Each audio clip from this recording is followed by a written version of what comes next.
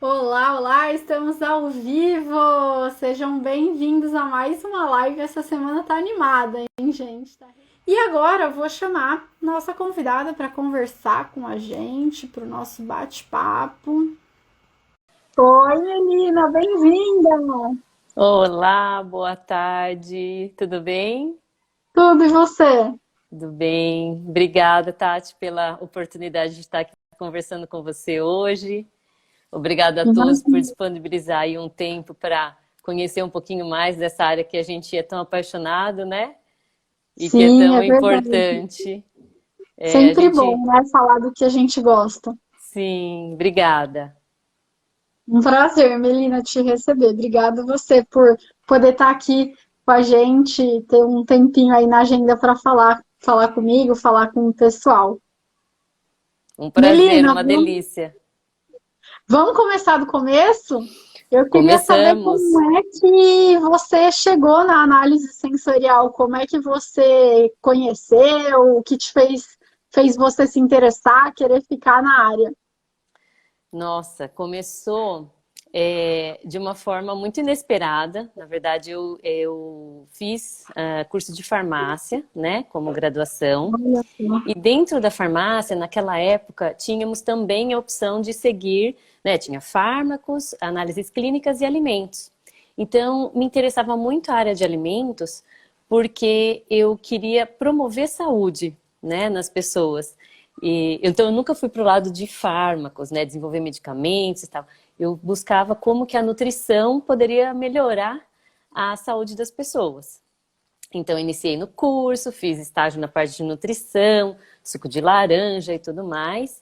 Quando, de repente, no meio da faculdade, eu descobri que tinha análise sensorial, né? Então, eu achei o máximo, que além de trazer nutrição, por exemplo, via um suco de laranja, eu poderia trazer bem-estar através de um consumo de alguma coisa gostosa, né? E também como incentivar o consumo, né, de alimentos saudáveis através de um perfil sensorial agradável, desejável, né? E aí foi a combinação perfeita, né, de trazer a E, possibilidade da saúde com um bem-estar. mas você chegou a ter essa disciplina na sua graduação, Melina? Nossa, essa De história sensorial? também foi interessante, porque a professora na época da Unesp, ela de sensorial, ela não estava, ela estava fazendo um intercâmbio, né? Estava em outro país até. E aí, como eu tinha, né, essa linha de suco de laranja, ela estava trabalhando com suco de laranja lá fora, surgiu a oportunidade de eu fazer um estágio com ela, né? E aí aprender lá sobre sensorial, porque a gente estava sem a disciplina formal ali naquele momento, né, na universidade. Por fim, não deu certo de fazer o estágio naquele momento, mas eu quis aprender sobre essa ciência maravilhosa e para o mestrado, então, eu fiz em análise sensorial com parceria com a Unicamp, né? Então foi Unesp Unicamp, e eu fiz a disciplina de sensorial com a professora Cida, né? Muito conhecida aí de muitos de outros tempos, né? E foi então que essa formação de sensorial foi feita a parte de ensino na Unicamp e a parte de testes e tudo mais entre Unicamp e Unesp. Legal. Eu perguntei da disciplina porque geralmente no curso de farmácia não tem essa disciplina, né? As É, pessoas de farmácia que acabam fazendo, às vezes estão no mesmo campus de engenharia de alimentos, de nutrição sim, e acabam puxando a disciplina, né? exatamente. Ali, porque tinha um foco de alimentos, né, na farmácia, naquela época, né, quando eu fiz a faculdade, tínhamos uma definição mesmo, no terceiro ano, a gente decidia qual foco de carreira ia levar. Então, por ter um departamento de alimentos, tinha essa disciplina de sensorial, né? Então, tinha essa particularidade do curso de farmácia da Unesp. Tanto que eu escolhi ali porque entrei e falei, ah, é farmácia, mas eu acho que é alimentos, é nutrição, é engenharia de alimentos. Falei, ah, é farmácia. Porque eu entendo da química, do corpo, né, da biologia e também dos alimentos. Sim, sim. E eu até cheguei a conhecer a Cida. A Cida, eu acho, ela foi Ah, de uma das minhas bancas, talvez do mestrado de qualificação, agora eu não me lembro, porque ela foi orientadora do meu atual orientador. nossa! Então eu Não conheci, fica muito falando legal. muito que o pessoal vai começar a descobrir as idades. É verdade.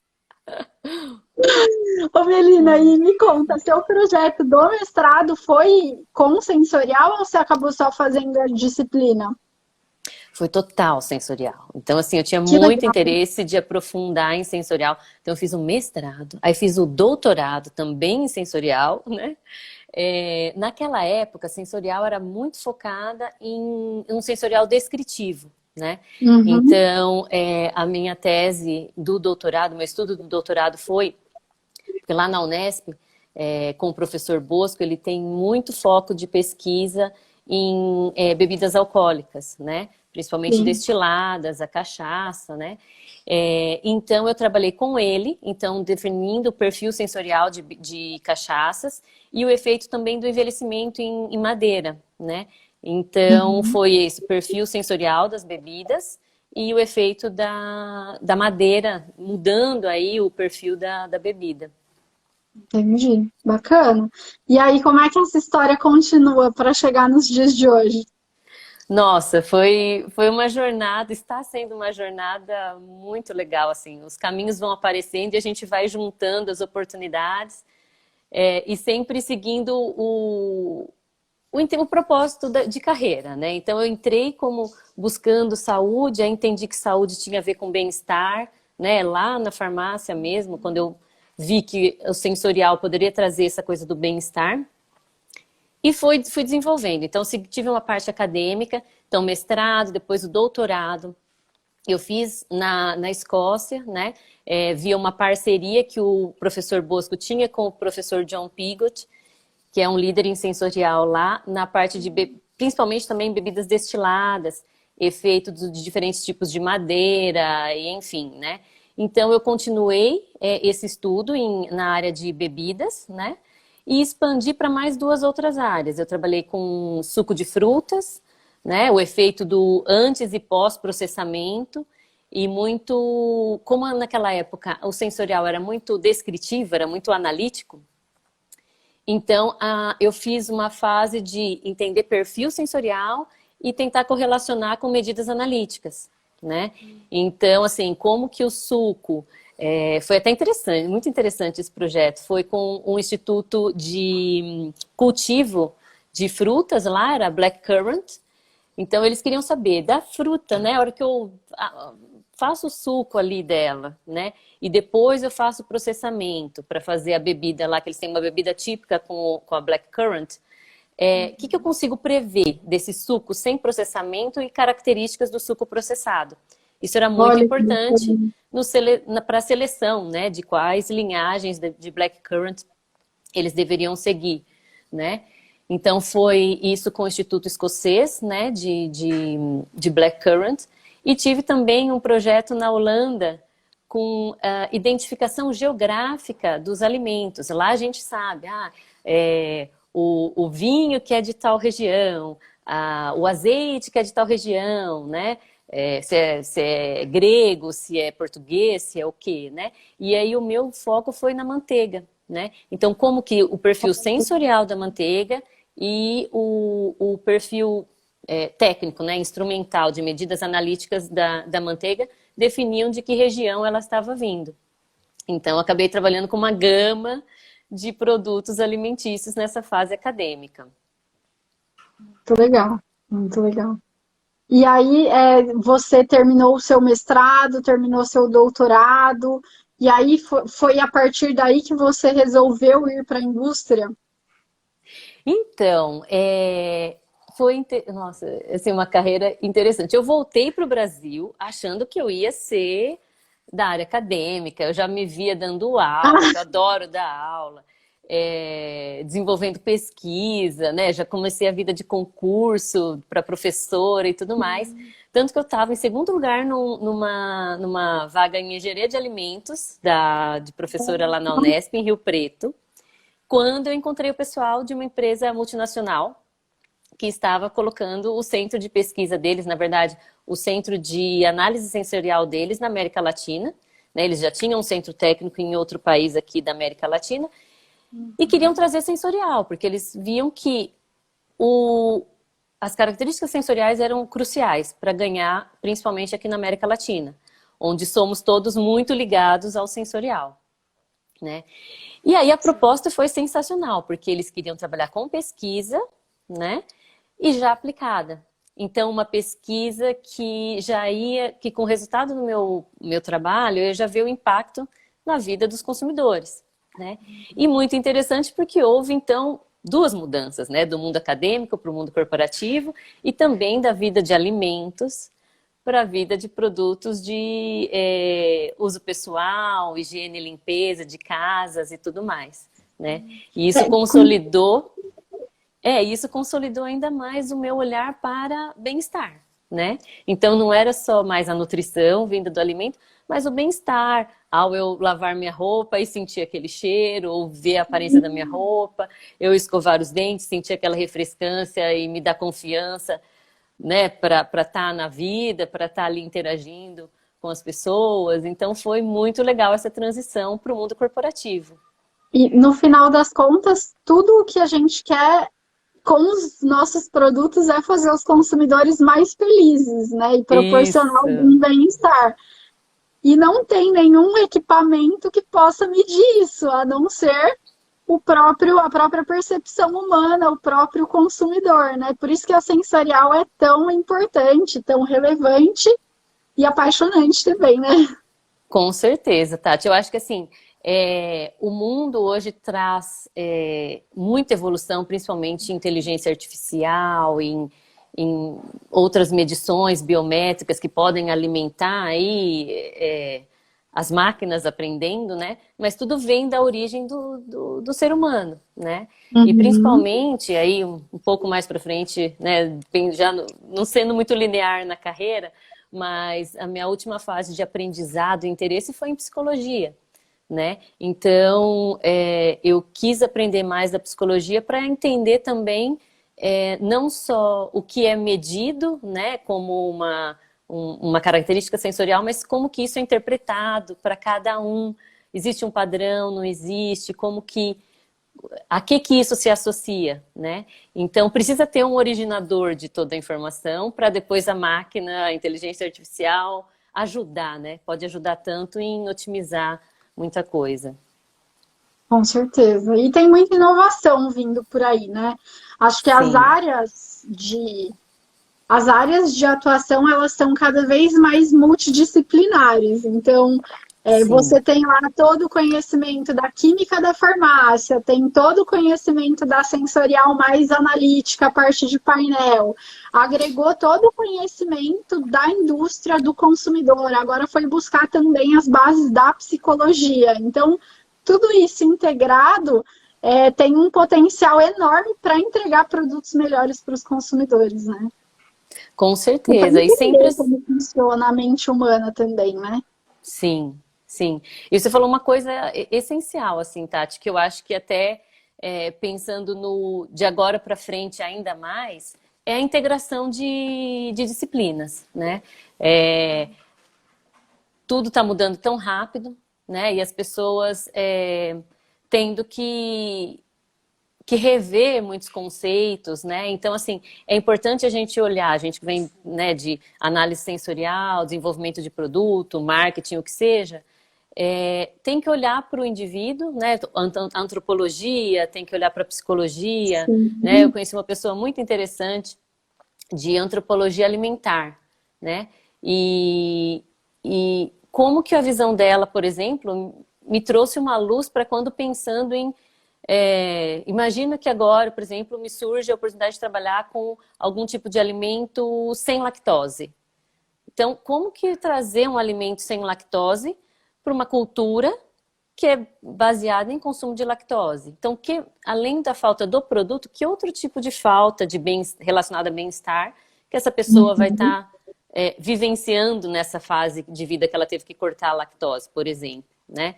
Então é muito interessante, porque são coisas que a gente não pensaria que às vezes que a sensorial pode ajudar. Em que sentido? Às vezes trabalhando no contexto, né? Então, às vezes é a forma de apresentação daquele alimento, em que contexto, o alimento sem lactose, né? Então, coisas que o leite em si, a lactose em si, ela não vai ter, mas todo o restante da experiência sim. Então, pode ser uma forma de manter ao máximo o bem-estar ao consumir esse tipo de alimento. Perfeito. E não falando só de alimentos, mas de toda a experiência com um produto, né? Não é só você e o produto em si, tem todo um contexto de consumo que faz parte da experiência. E tem outro ponto que também chegou num comentário pra gente no YouTube. A Letícia comentou que os consumidores também estão muito mais exigentes e as empresas têm que correr atrás disso, né? Total, Letícia, totalmente. Os consumidores e nós, né? Nós como consumidores, as exigências são muitas. A gente tem uma escassez de tempo, a gente tem uma escassez financeira, a gente precisa se sentir bem, porque tem muita coisa externa que a gente tem que lidar, né? Então a gente tem que se sentir bem, então a gente tem que confiar na marca, a gente quer que a marca esteja fazendo alguma coisa para o ambiente, para a comunidade, para o funcionário, né? Então, tão importante, eu acho tão legal quando eu vejo alguma coisa nas redes sociais da empresa fazendo algo para o funcionário, porque ele também está lidando ali com muita coisa difícil, né? Nesse momento. Não só nesse momento, mas principalmente agora. Então, as exigências são muitas e eu acho que nós, como da área de sensorial, temos muito a agregar, né? A gente pode trazer sensações que vão melhorar a vida da pessoa. Então, eu vejo que nas indústrias o sensorial está cada vez mais sendo essencial, né? O sensorial, muitas empresas há uns anos migraram o sensorial para consumidor, Consumer Insights, Consumer Technical Insights, dependendo de qual empresa. E isso é sensacional, porque é o olhar para o consumidor. Quais são as necessidades dele e sensorial está ali junto. Está ali junto e é essencial. E como que você enxerga isso, né? Como é que é isso dentro da indústria? A sensorial é vista como uma área estratégica da empresa? Sim, a sensorial, acho que foi uma evolução também da área e uma evolução da busca das empresas, né? Acho que primeiro a sensorial ela teve que ser muito técnica para ser consolidada como ciência, né? Então ela tinha que ser reprodutível, ela tinha que se comparar com um método analítico para ser consolidada como uma ciência. Depois ela evoluiu vamos para dados mais variáveis, né? De individuais, de pessoa, de consumidor, né? Então vamos buscar modelos mais qualitativos, ideias, né? E depois essa junção com consumer, né? Que foi quando as indústrias começaram a ter o foco de inovação no consumidor e não eu tenho uma nova tecnologia, eu quero empurrar para venda, né? Eu quero vender de algum jeito essa nova tecnologia. Não, é o que é a necessidade, aí você vai desenvolver ou buscar nas suas opções como trazer isso como um bom casamento para uma necessidade do consumidor, né? Pode falar. Eu ia só comentar que isso também trouxe para minha memória o fato de que agora todos os desenvolvimentos estão muito mais focados em trazer o consumidor para o centro, né? Tem muita empresa falando, nós colocamos o consumidor no centro das nossas decisões e as necessidades deles no centro das nossas decisões. Então, acho que a sensorial esteve ali para apoiar esse movimento também, né? Sim, sim. Eu tenho um exemplo de assim, né, redução de custos, né? Assim como a Letícia falou, são tantas as exigências, custo, né? A gente tem que reduzir custo para ser mais acessível para os consumidores. Então, eu tive a experiência de participar de um projeto onde a gente tinha que reduzir custo, né? De um absorvente. E assim, a fala da empresa foi: eu tenho que reduzir custo, mas eu quero, olha o projeto, né? Eu tenho que reduzir custo e melhorar a experiência para o consumidor. A gente falou, nossa, ficou fácil, né? Aquele tipo de projeto Aquele impossível, tipo né? de Que sempre projeto aparece. impossível. Mas a gente falou, ok, então vamos entender o consumidor.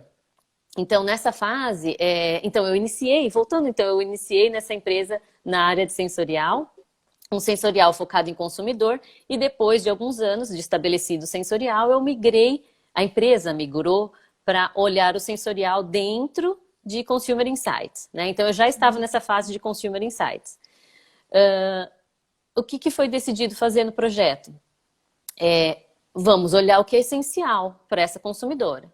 Então, a gente fez todo um entendimento com ela de vivência, depois trouxemos diferentes tipos de absorventes ou outros materiais como estímulo para ela falar sobre o produto. Fizemos outras atividades qualitativas, onde ela falava sobre características do produto, por que era importante, em que momento ela sentia que ele falhava, ou que momento ele era o grande super-herói, essas coisas. E com isso, nós conseguimos entregar um produto que, pela mudança no formato dele, uma pequena mudança no formato e nos visuais relacionados a ele, e junto com o marketing, na comunicação desse produto, ele encaixou muito melhor na necessidade do produto, né, para aquela consumidora. Tivemos uma redução de custo necessária, o que era necessário, Era e o aumentamos objetivo, né? melhoramos a experiência dessa consumidora, porque era uma consumidora que não conseguia ter um produto de custo mais elevado, né? Então era um produto mais econômico, e que a gente conseguiu entregar para ela uma experiência muito melhor. Então, ela se sentia muito mais confiante quando ela precisava usar esse absorvente, que é um momento que ela se sentia um pouco insegura. Então, realmente foi possível trazer bem-estar, uma melhor experiência e redução de custo. Então, é muito Perfeito. estratégico, Tati. Voltando para a sua pergunta, é muito estratégico sensorial, tanto para desenvolvimento de produto, né? Para como você vai desenhar o melhor produto, como que você vai trabalhar nas necessidades da empresa também de, por exemplo, reduzir um custo, quanto também Uhum. marketing, né? Então, como que o marketing se associa com o sensorial para entender como conversar sobre o produto, né? Sim. Há muitas técnicas sensoriais para trabalhar com o que é percebido no produto, como as pessoas falam sobre o produto, que são diferentes da linguagem de marketing ou da linguagem de sensor e técnico, né? Então, o como falar do produto também é uma das pontes estratégicas de sensorial com marketing. Sim. São duas áreas que casam muito bem Uhum. na hora de entregar o melhor produto, né? É. Ô, Melina, eu tenho dois pontos que eu fiquei muito curiosa para saber. Vou começar pelo primeiro deles. Você comentou aí desse caso de absorventes, né? A maioria das Uhum. pessoas nunca imaginou fazer teste sensorial de absorvente. Ah, Eu queria saber quais outros produtos curiosos que você chegou a testar nesse caminho aí, nessa trajetória. nossa, eu já trabalhei até com pilha. Pilha? Pilha, exatamente. Eu trabalhei com Olha só. pilha, eu trabalhei com bom, na parte de uso pessoal, né? Então, absorventes e fraldas também. Então, a parte né, de papel, né? Que a gente chama de coisas relacionadas a descartáveis. Também a parte de uso pessoal, shampoos, condicionadores, produtos para o cabelo, produtos para a pele, produtos de depilação, né, máquinas de barbear, para mulheres e para homens. Então, trabalhar com o público masculino também é uma coisa, foi novidade, né? Trabalhei com o público infantil, foi muito legal trabalhar com crianças, né? Principalmente o projeto que eu trabalhei foi com a parte de cuidados bucais, então, com pastas É de uma dentes para delícia trabalhar com crianças, criança, né? uma delícia, mas super, super desafiador, né? Não Com tem, isso é difícil certeza. você encontrar como trabalhar. Você vai ver método sensorial para criança? Não tem, a gente teve que desenvolver aí várias técnicas para várias formas para interagir com a criança, né? E eu era, né, mãe recente ali, então foi na prática, eu testava com meu filho e depois testava lá nas crianças.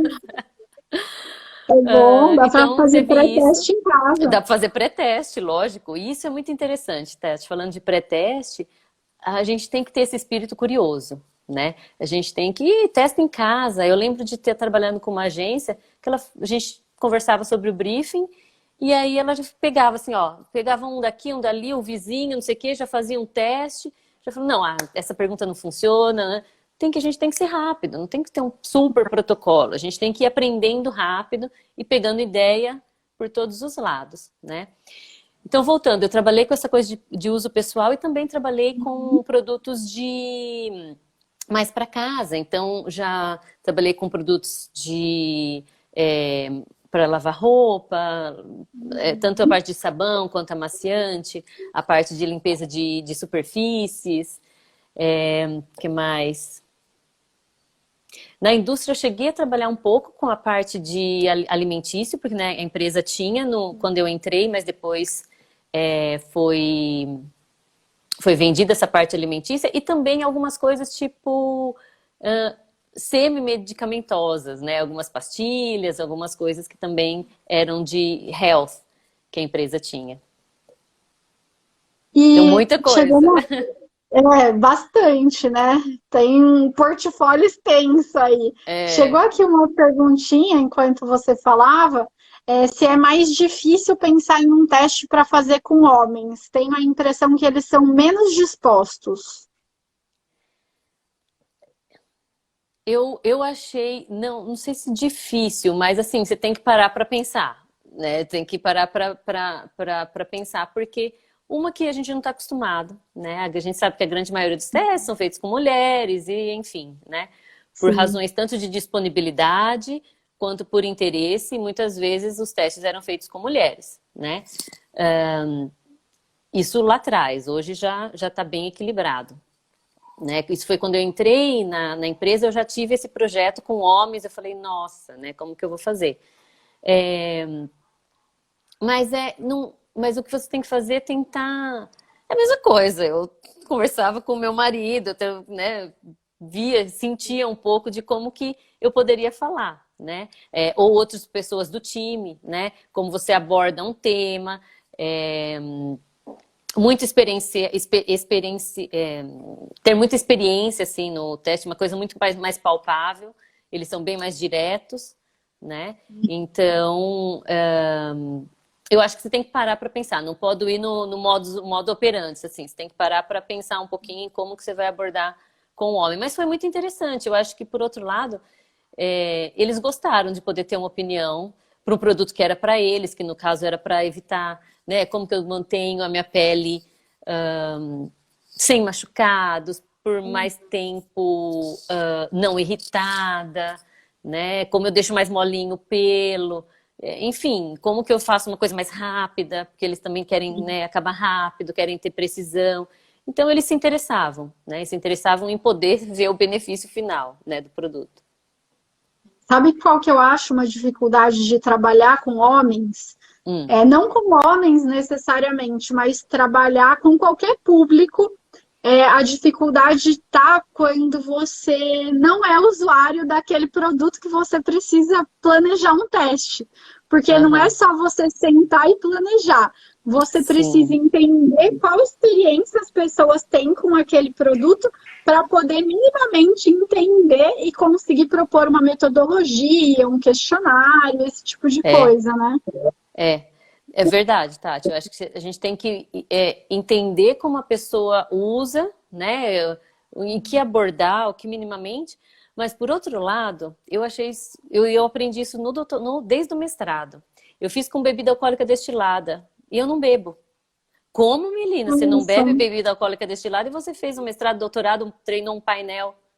Ótimo, porque você tem que realmente... Você tira os seus pré-julgamentos e vai no que realmente a pessoa tá falando, tá tendo de experiência e tal. Eu provava, né? Não falar que eu não... eu provava minimamente, mas eu não sou consumidora, assim, né? Das bebidas. Então, tem um lado também que quando a gente já imagina que a gente sabe, a gente vai muito no modo automático, né? Então tem Sim, vantagens também. Eu acho que a pesquisa com o homem foi tão legal porque teve essa coisa do parar e falar, deixa eu escutar, eu não sei tanto, eu sei porque eu uso na minha perna, alguma coisa assim, né? Mas como que é fazer a barba? Quais são as dificuldades aqui? O pelo é mais grosso. Então tem tem os dois vantagens lados também. da moeda, né? É. Bem observado. E você citou esse exemplo do projeto que você fez para redução de custo de absorvente. Hum. Com quais outras finalidades a sensorial é aplicada dentro de uma empresa, dentro dos projetos que você trabalhou? Tá. Eu vejo a sensorial em várias fases do processo de desenvolvimento, né? Então, desde projetos que vão vir criar ideias e tendências de algo que vai vir lá no futuro, né? Quanto o famosa tropicalização de um produto, né? Um produto é feito em outra região e vai ser vendida no Brasil ou algum outro país, então tem que adaptar um pouquinho esse produto para o mercado brasileiro ou da América Latina. Então, que formas? Que formas, então, que o sensorial é usado? Então, acho que eu olho o sensorial em três fases, assim, três necessidades. Uma é entender com o consumidor o que ele vê nesse produto, como ele fala sobre esse produto, o que ele prefere desse produto. Então, é usado aí muito teste, muitos qualitativos, muita conversa, trazer estímulos, tanto daquela categoria de produto, quanto produtos externos. Por exemplo, nesse projeto de fralda, a gente queria falar sobre a fralda, mas você falar da elasticidade, da suavidade, não fica tão rico assim o vocabulário. Então a gente trouxe até elástico de cos de roupa, assim, sabe? Para falar de elasticidade, ou elástico daquelas bandas assim que você põe aqui no braço para imobilizar, que é um elástico Sei. mais firme, uma linha elástica. Então, assim, a gente está falando de elasticidade, mas de forma diferente. Diferentes tipos de tecido para falar sobre suavidade, sobre toque.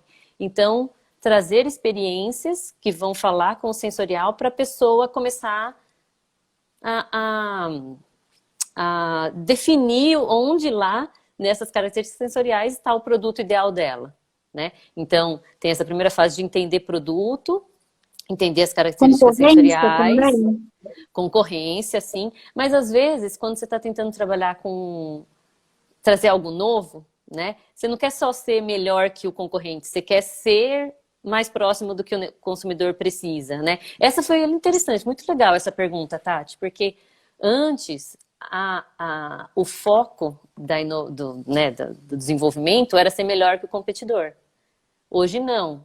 Hoje é estar mais próximo do consumidor. E muitas vezes, quando a gente fazia mapeamentos, né, dos produtos, a gente viu o produto ideal aqui, os concorrentes meio que aqui, e outros aqui. Uhum. Então, assim, tinha um gap gigante para chegar. E mesmo se eu chegasse daqui para cá, que é o meu concorrente, eu ainda não estou na necessidade, né? E até porque isso vem junto também com essa tendência de produtos mais nichados, mais Uhum. customizados, né? Então, não necessariamente você vender mais do que o seu concorrente, ter um market share maior, significa que o consumidor está gostando mais do seu produto, né? Exato, exatamente. Então, como você criar essa lealdade, essa especificidade de chegar perto da necessidade, né, do que virar uma commodity, né, no mercado. Então, nas fases do sensorial, né, que eu estou falando, então tem esse sensorial que é para entender primeiro o que a pessoa vê, os consumidores veem no produto, que é importante definir termos, que termos, que características aí são importantes. Depois tem um momento em que você já sabe, ou assim, é um produto que você já conhece, ou a partir desse conhecimento do produto, você já identificou os principais que você quer trabalhar naquela iniciativa de desenvolvimento de produto, sei lá, alguma coisa que você quer trabalhar com o conceito de suavidade, né? Então aí você vai começar numa segunda fase de entender o tamanho da diferença entre um produto, um protótipo, a concorrência, o ideal do consumidor. Então, aí são usados os testes discriminativos, né? Então, os testes comparativos. E depois, numa terceira fase, quando você já entendeu o consumidor, já entendeu a diferença, você quer falar mais com o pessoal mais técnico, né? Então, aí a gente volta para a necessidade do sensorial técnico, de tentar, então, falar a mesma língua, né? Então, a suavidade, o que é a suavidade no cheiro, no toque, né, na aparência, no visual, tentar desmembrar um pouco isso, criar um perfil, né? Um perfil descritivo, um perfil temporal, né? Métodos temporais, para que isso, então, seja convertido, o sensorial, em uma medição técnica, né? Para depois a gente ter padrões, tanto técnicos, quanto padrões, tanto sensoriais, quanto técnicos do produto, para que a gente já está falando em produção, né? A gente está falando em criação, né, desse produto. Perfeito. E aí, durante todo esse processo, tem várias áreas da empresa com as quais sensorial se relaciona, né? Eu imagino. Sim, então é muito interessante, porque citei aqui, né, o marketing quer saber como conversar sobre o produto. Então, o sensorial dentro de desenvolvimento de produtos traz muito dessa linguagem, traz muito de qual é essa característica, traz muito de qual é o momento de uso, né? Então, quando o marketing e sensorial conversam, acho que o vínculo entre produto e pessoa e consumidor fica maior, né? E compõe, você estava falando, não é só o produto, tem a parte da experiência, então compõe essa experiência, né? De uso, a vivência do produto. Então, marketing é muito a própria parte do desenvolvimento do produto, né? Então, eu preciso saber como que vai ser o produto, como que a fábrica vai fazer. Sensorial está ali para definir, por exemplo, formato e material, como esse caso de absorvente, né? Qualidade também, então, definindo os padrões sensoriais, né, para esse produto. Então, tem um sensorial relacionado a desenvolvimento e um sensorial que fica dentro de qualidade, que tem também essa conversa de alinhamento, né, para manter aí a qualidade sensorial do produto. Vendas também, então é muito legal ver a sensorial conversando com tantas partes da empresa agora. Na parte também da transação, né, então tem muito, e desenvolvimento de novas técnicas, então muitas técnicas digitais, biométricas, de neurociência, vem muito do marketing research, né? Então, eu vi muito essa aproximação de sensorial com o marketing para testar novas metodologias. Porque tem tanta metodologia, mas a metodologia você tem que ver como aplica para o seu produto, para o contexto daquele consumidor, né? Um consumidor de mais alto poder aquisitivo, eu vou testar diferente de um com menor poder aquisitivo. E a técnica, então, que eu vou usar, às vezes, também é diferente, eu tenho que adaptar.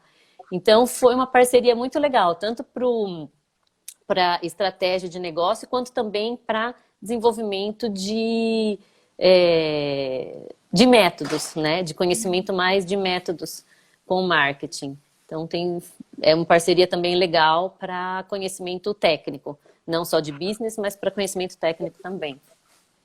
Perfeito, muito bom. A sensorial acaba fazendo a ponte, né? É isso.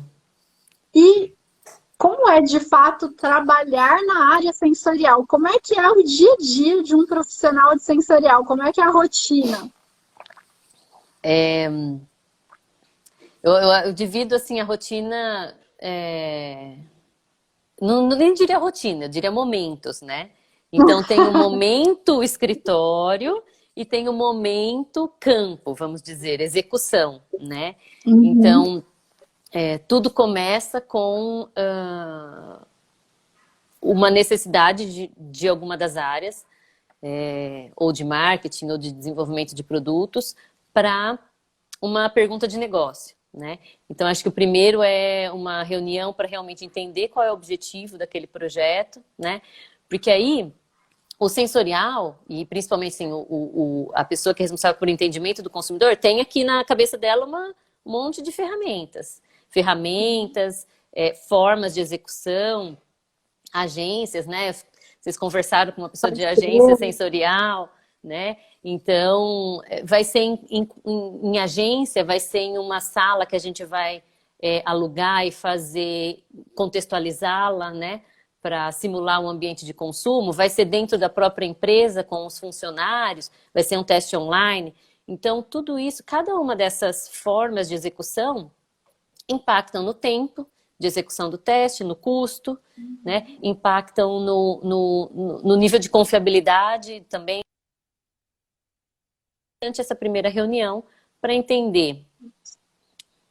Cortou ou não? Tá me ouvindo? Cortou um pouquinho. Agora tá de volta.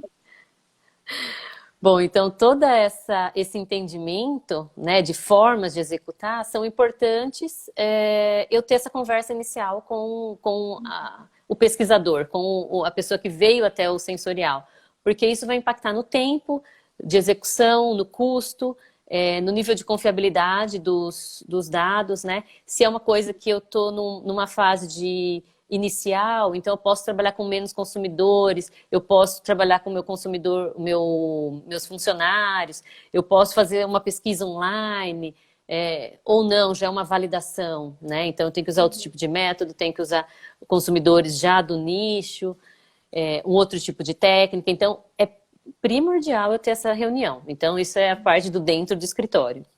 Com isso, planejamento. Então eu vou começar a ver qual recurso eu tenho de forma de execução, alinhado isso eu vou, então, planejar. Então, isso vai acontecendo daqui a 2 semanas, vai ser assim, o time vai ser esse. Então, tem toda essa parte de escritório. E depois tem a fase da execução. E as execuções podem ser nesses locais que eu comentei, pode ser... muito dos testes a gente estava fazendo em contexto. Então, o que significa isso? Já que eu falei de absorvente, eu vou seguir na linha de absorvente. Um absorvente para esportes. Então a gente começou a testar onde? Em academia, né? Então fazendo parceria com a academia. Então a gente fazia um estudo ali com algumas pessoas, faziam uma aula, depois falavam sobre absorvente e tal. Então, gente, realmente muito aproximar muito mais da realidade do que a gente fazer um teste sem propor o contexto de esportes para essa mulher, né? Em lojas, testes em loja, testes na casa da consumidora. Então, estávamos no campo, né, fazendo teste. E depois disso a gente voltava para o escritório para analisar os dados. Analisar dados, ter reuniões para discutir, bom, o que isso significa. Aí depois ter apresentação para compartilhar isso e tentar influenciar. Essa é uma palavra muito importante. A gente tinha que tentar influenciar as outras áreas da empresa, né? Para que elas entendessem a necessidade, entendessem o que o consumidor estava buscando naquele produto, para passar para frente para os outros níveis de decisão da empresa, né? E isso que você comentou é muito importante. Eu sempre falo para os meus alunos, não adianta você entregar um resultado sensorial por si só. Você precisa, com o seu olhar, né, aprofundado sobre aquilo, dar a sua recomendação. Qual é o caminho que você recomenda que esse produto deva seguir para ser bem sucedido, né? E mostrar para as pessoas qual é esse caminho. Exato. E Tati, uma coisa que tem sido falado bastante, tanto em sensorial quanto em eventos de marketing research, eles falam assim, a morte dos PowerPoints, né? De tentar utilizar cada vez mais aqueles programas de visualização de dados que são interativos, porque aí você usa os dados para serem uma âncora, assim, para uma história. Então, as apresentações serem uma história. Então, o storytelling cada vez mais é importante, né? Porque, como você falou, não são só os dados. Puxa, mas os dados estão mostrando que é isso. Mas as pessoas têm que se interessar e se convencer. Elas têm que se interessar e serem convencidas por esses dados. E desde a infância a gente se interessa por histórias, né? Então, histórias, você contar no formato de uma história, você vai envolver aquela pessoa e vai gravar, na cabeça dela. Então, já falando um pouquinho da psicologia também. Então, a gente tem que pensar no nosso dia a dia também, né? Eu tenho que falar no tom de voz convincente, eu tenho que ter uma postura convincente, e eu tenho que ter uma história convincente com os dados bonitos que a gente vai com certeza trazer, né? Porque a gente fez Porque um uma bom teste história também sensorial. sem dados não dá, né? É. Perfeito, perfeito. E, Melina, qual foi, nessa história toda aí, qual foi o teste mais desafiador que você já fez? Esse do reduz custo e traz uma melhor experiência foi já um grande exemplo. Mas outro que foi muito legal, assim, desafiador, também muito legal, foi com crianças, né? Então, era um teste, como eu comentei, para uma pasta de dente. Então, como trazer uma pasta de dente, uma melhor pasta de dente para as crianças. Então, assim, primeiro, criança não gosta de escovar o dente. Falando, né, em termos gerais, criança não gosta de escovar o dente. É chato, eu tenho que ficar lá, eu quero fazer só assim, eu não quero parar de brincar, eu quero fazer rápido. Então, como através do produto, primeiro fazer que ela escove o dente e que ela se empolgue com escovar o dente, né? Então, com foco de saúde bucal. Então, a gente teve que pensar fora da caixinha. Então, nós trouxemos, assim, elementos de testes sensoriais, mas feitos de forma mais atrativa, né? Então, tínhamos produtos, tínhamos protótipos, as crianças escovavam o dente, mas elas falavam sobre o produto como se fosse um youtuber, dando review de youtuber. E tinha câmera filmando, entendeu? Então era numa casa que a gente alugou e a gente contextualizou, né, como se fosse um estúdio. Então ela ia lá, escovava o dente e vinha fazer uma revisão, como se fosse um youtuber, né? Então tinha uma avaliação do produto, mas ela foi falada e foi no contexto youtuber. Tinha características sensoriais. Então a gente trouxe elementos estéticos, cores, diferentes viscosidades, assim. E aí eles eram os que faziam, eles eram cientistas. Eles misturavam as coisas, falavam por que ele queria isso, por que ele queria aquilo. Então eu estou também perguntando sobre características sensoriais do produto, mas não num questionário. E estou colocando, então, de uma forma mais interessante, de uma forma mais palpável para eles, as características sensoriais. E outra coisa, eu precisava saber o que eles já sabiam, o que eles não sabiam do produto, né? Porque eu estava com minha função de entendimento do consumidor e não só sensorial. Então a gente fez um jogo também, que tinha meio que um quiz, era um jogo de tabuleiro, assim, meio que gigante, assim, com aqueles caminhos, sabe? E jogava dado, e quando caía na casinha X, tinha algumas perguntas. Então, era uma forma da gente saber até que ponto eles viam as necessidades de saúde bucal, o que eles achavam sobre escovação, o que eram as barreiras, mas através de um jogo, né? Então, foi muito interessante, porque primeiro foi super divertido, e depois a gente conseguiu trazer conhecimento para a empresa sobre a parte de saúde bucal, que nenhum outro centro técnico tinha conseguido trazer, né? Então,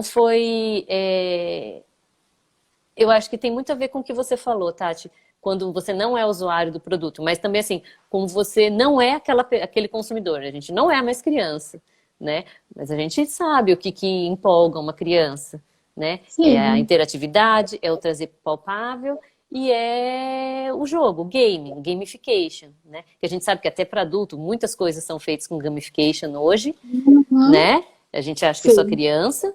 Não, a gente tem que pensar em formas de gamificar tudo que a gente faz, que é mais atrativo, mas principalmente com o público infantil é uma forma de realmente engajar.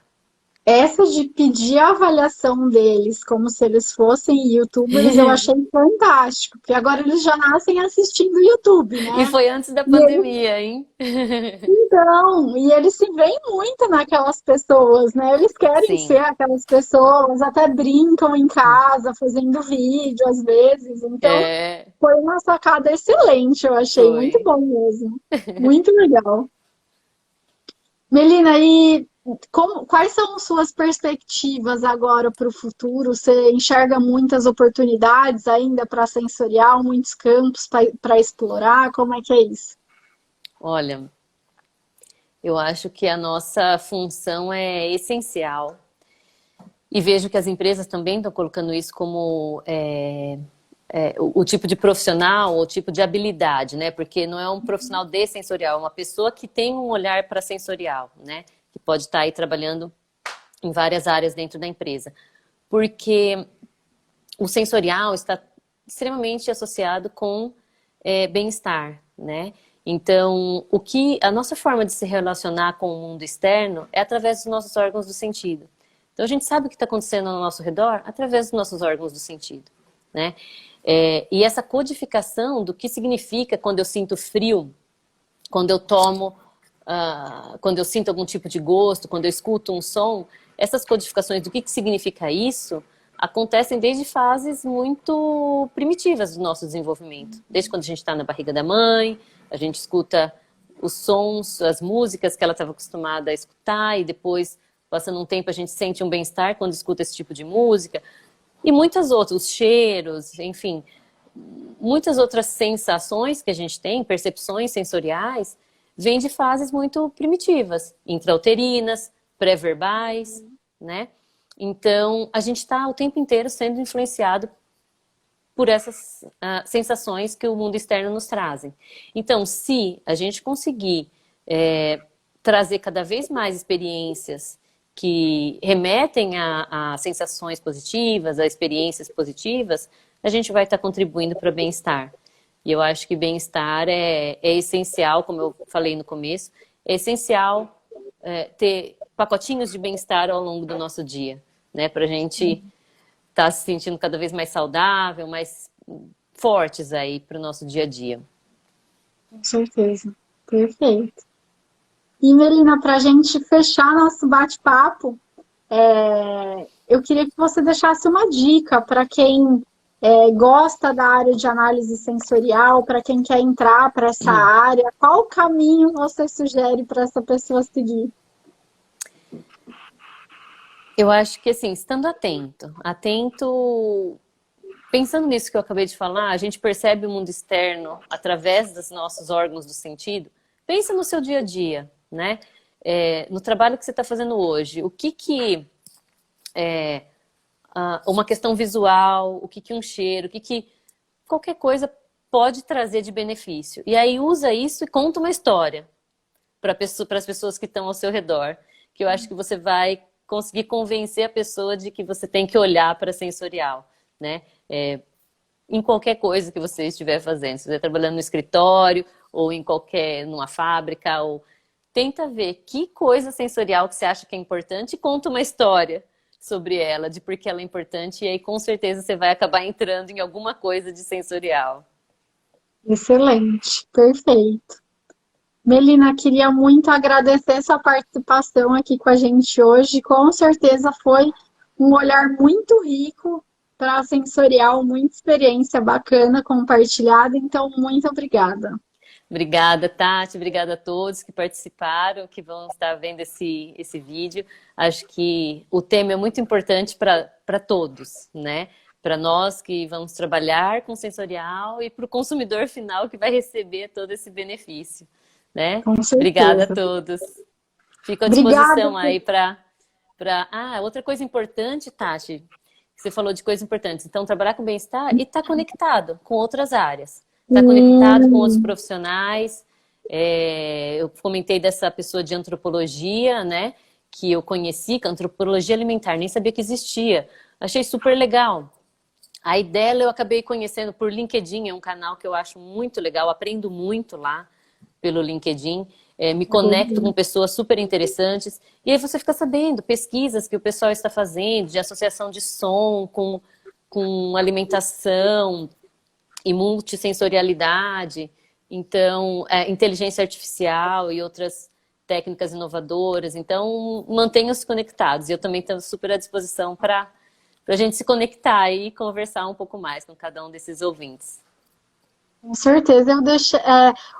A Melina, se vocês digitarem o nome dela no LinkedIn, também facinho de encontrar a Melina, né? E tem também o arroba dela que eu deixo depois no vídeo para quem quiser fazer contato pelo Instagram, né? Melina, brigadão por essa participação aqui hoje. Pessoal que almoçou com a gente hoje, obrigada por acompanharem. E a gente se vê amanhã.